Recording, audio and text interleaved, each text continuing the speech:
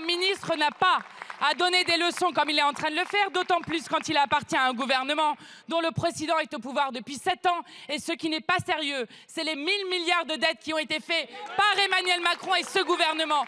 Ce qui n'est pas sérieux, c'est de demander maintenant au peuple de payer les cadeaux qui ont été faits aux riches et aux multinationales depuis maintenant 7 ans. Ce qui n'est pas sérieux, c'est dans la 7e puissance économique au monde, de se retrouver avec des enfants qui dorment à la rue, avec des patients qui dorment sur des brancards, avec des étudiants qui font la queue devant l'aide alimentaire. Voilà ce qui n'est pas sérieux. Nous sommes en train de démontrer qu'un autre budget est possible. Mesdames et messieurs les députés du Nouveau Front Populaire, ce que vous faites là n'est simplement pas sérieux. Ce n'est pas sérieux. Vous ne proposez pas...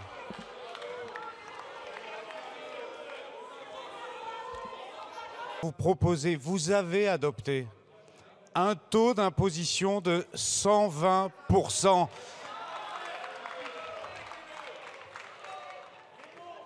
Bon. Augmenter pour le premier... Je reviens sur l'amendement précédent.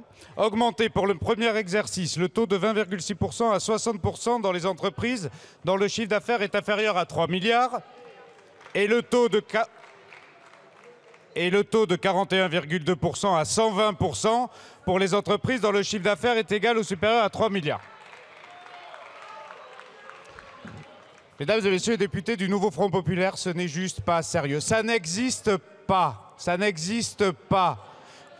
Vous venez ici de démontrer à quel point votre idéologie n'avait aucune traduction pratique dans la vie réelle des entreprises. Cet amendement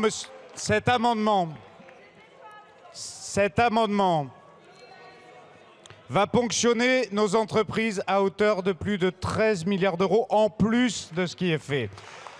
120 milliards, 120%, 13 milliards complémentaires, c'est non seulement confiscatoire, mais vous pouvez être sûr qu'aucune de ces grandes entreprises ne resterait sur nos territoires.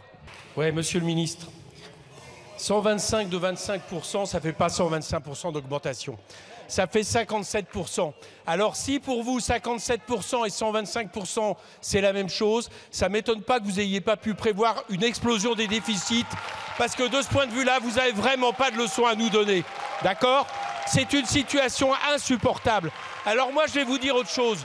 Vous dites qu'il est insupportable à un moment donné sur les entreprises qui ont accumulé des milliards de bénéfices que vous avez défiscalisés depuis des années, de leur demander l'effort qu'on vient de traduire pour seulement 1 an, puisqu'au bout d'1 an, ça sera réduit par 2. Moi, je vais vous dire, c'est irresponsable de demander aux salariés de ce pays 2 ans de plus de leur vie à les obliger à travailler. Nous n'avons pas les mêmes critères. Eh ben, écoutez, 120% de taux, effectivement, ça ressemble à rien. Non mais à ce moment-là, pourquoi pas 500%, 2000%, 3000%, on peut voter ce qu'on veut. Mais j'aimerais m'adresser quand même au bloc central et que vous regardiez les chefs des entreprises en question et que vous leur disiez, bah oui, ce soir-là, on n'était pas là. On n'était pas là. Et vous étiez où? Vous étiez où? Voilà, donc expliquez-leur pourquoi le Parlement vote à peu près n'importe quoi. Je ne sais pas si vous mesurez la gravité des propos qui viennent d'être tenus par les 2 parlementaires issus du socle commun et par vous, Monsieur le Ministre, faire une exégèse a posteriori d'un vote majoritaire de notre représentation pour les considérer pour les uns comme des votes irresponsables et pour vous-même, quand vous voulez faire une réinterprétation des textes et des amendements qui sont adoptés par notre Assemblée, ça prouve quelque chose. Si les amendements que nous votons sont irresponsables, assumez-le et déclenchez le 49.3. Simplement, vos députés ne sont pas là. Ils ne sont pas là depuis des jours, tout simplement, parce qu'en réalité, vous ne vous souciez pas du tout des travaux que nous menons. Vous considérez que nous vous occupez, entre guillemets, de nous laisser parler, que vous transmettrez au Sénat et que vous nous écraserez ensuite. C'est par votre absence que vous méprisez cette Assemblée. Et je voulais, franchement, dites-le à votre collègue et qualifiez un vote majoritaire de notre Assemblée d'irresponsable et encore plus irresponsable. Merci, Monsieur le Président. Moi, je crois que vous faites des choix responsables. Je crois que vous êtes en train, effectivement, de gagner la bataille idéologique. Et je vais essayer de vous expliquer pourquoi je pense cela. Parce que tous vos amendements contre le capital, contre les entreprises, s'inscrivent clairement dans une stratégie anticapitaliste, d'inspiration marxiste. Et cette stratégie comprend 3 étapes. La première, s'attaquer aux riches, aux bourgeois, pour aller vers une société sans classe. La seconde s'attaque à la propriété privée avec une démarche confiscatoire, pour aller vers une appropriation collective des moyens de production. La troisième étape est celle de s'attaquer à l'économie de marché, avec le tout gratuit, le tout subventionné, le tout administré, pour aller vers une économie administrée. Entre la société capitaliste que nous défendons, que je défends, et la société communiste que vous défendez, il y a ces 3 étapes. Vous invite à conclure, cher collègue. Nous les refusons car elles conduisent en définitive à une forme de dictature du prolétariat. Merci, Monsieur le Président. Quel bonheur, Monsieur la Baronne, de ce que vous venez de nous dire. Monsieur le ministre, l'amendement qui vient d'être adopté est exactement le même que le 489 est identique, sauf qu'il n'est pas rédigé de la même façon. C'est exactement le même. Alors, l'autre n'est pas passé à une voix, donc vous n'avez rien dit, vous avez fait le gros dos.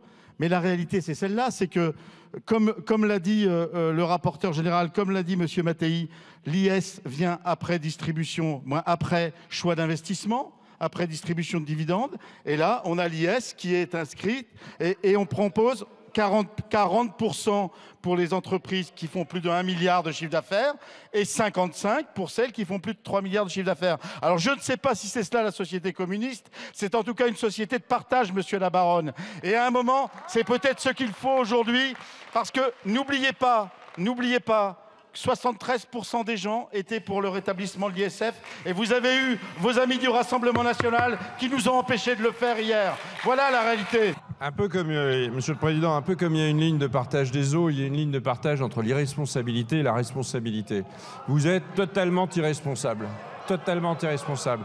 Vous voulez écraser l'économie française depuis longtemps probablement. Vous avez décidé d'essayer de construire une prise de pouvoir par le chaos. C'est au fond, et que vous soyez socialiste ou LFI, c'est la même chose. Vos esprits sont mélanchonisés et donc brutaux et agressifs. Je regrette vivement cela. Notre débat ne ressemble plus à rien. Personne n'y comprend rien. Vous avez des amendements dans tous les sens. Vous voulez augmenter tous les impôts de tout le monde à tout moment, des classes les plus populaires aux classes les plus riches. Le Rassemblement national, souvent d'ailleurs, vous accompagne. Ça ne ressemble plus à rien. Je ne sais pas si les Français y comprendront quelque chose, mais en tout cas, vous écrasez d'une... En tout cas, vous donnez une piètre image de la représentation nationale. Jouer un jeu. C'est le jeu de l'absence. Le jeu de l'absence depuis le début de la semaine. Ne vous interpellez pas entre vous. Adressez-vous au président. Vous misez sur des taxes zinzin de la gauche pour pouvoir discréditer et saboter le budget et ensuite pouvoir sortir avant 49 francs en disant regardez, on est raisonnable. C'est ça votre stratégie. Ne vous interpellez pas. Voilà, et tout le monde le voit. Écoutez, il est un peu ironique d'entendre les leçons du Rassemblement national qui a voté main dans la main les explosions d'impôts avec le nouveau Front populaire, qui demandait ce matin même une suspension de séance pour pouvoir négocier les augmentations d'impôts avec la France insoumise. Maintenant, pour revenir au sujet fondamental qui nous préoccupe, l'augmentation qui était proposée par le gouvernement était raisonnable vu le contexte budgétaire. Les amendements qui ont été votés nous font basculer dans une hallucination collective. Le taux d'impôt sur les sociétés qui a été voté serait le plus élevé au monde. Il n'y a pas un pays avec un taux d'impôt sur les sociétés de 55%. Vous avez battu les Comores, qui étaient jusque-là le champion du monde de l'impôt sur les sociétés. Tout cela est vraiment un triste spectacle. Puisqu'il a été fait des allégations mensongères, en particulier par monsieur le ministre, et nous le regrettons, que prévoit cet amendement? Non pas une augmentation de 120% ou d'un taux de 120% d'impôt sur les sociétés. C'est une insulte à l'intelligence, une insulte au travail de ce Parlement. Nous créons 2 tranches pour la surtaxe exceptionnelle sur un an. 40% au-dessus d'1 milliard et au-dessus de 3 milliards, 55%. Je rappelle à tous les députés macronistes qui sont ici présents que leur surtaxe IS de 2017, elle montait jusqu'à 48%.